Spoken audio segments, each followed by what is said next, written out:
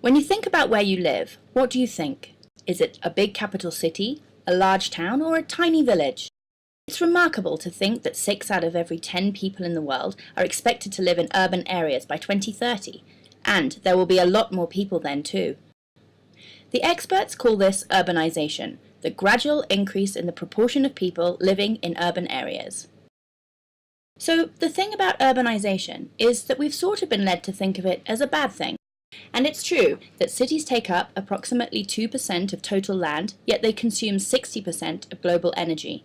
They are also responsible for 70% of greenhouse gas emissions and contribute to 70% of global waste. Yuck. Throughout modern history, urbanization has been a major driver of development and poverty reduction.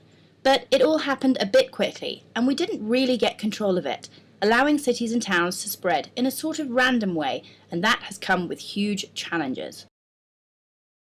This is called urban sprawl, by the way. We really need to change the way cities and human settlements are planned, developed, governed, and managed. Otherwise, it's all going to get a bit out of hand. UN Habitat is the United Nations agency that deals with human settlements. Not just cities and towns, but even smaller settlements, right down to the most rural village. We just love cities. We think, and we have talked to a lot of experts about this, that we need to rethink the way we approach this to make sure everyone can benefit from the process of becoming urbanized. We believe that urbanization should actually be a tool for development.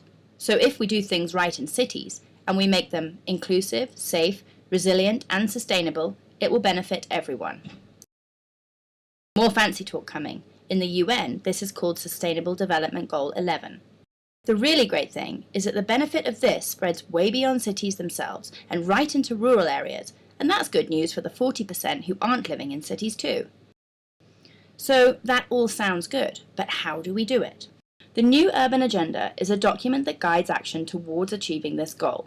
When working with cities and governments, UN Habitat focuses on 5 main areas. Number 1, National Urban Policy. That's like the government-level commitment to get this stuff done and who's going to do what.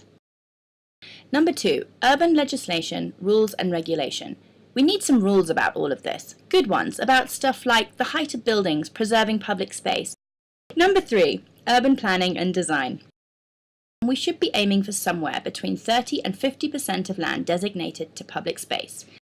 Number 4, Urban Economy and Municipal Finance. A city must collect revenue for good local infrastructure and to provide economic opportunities.